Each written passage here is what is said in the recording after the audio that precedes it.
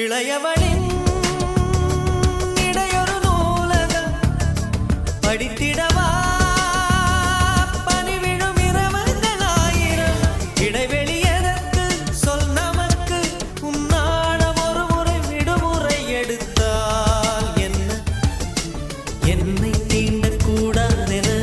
வானோடு சொல்லாது வங்கக்கடல்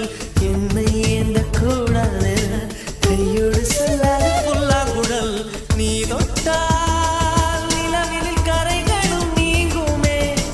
விழிகளில் வழிந்திடும் அழகு நீர்வீழ்ச்சியே எனக்கு நீ உனை தர எதற்கு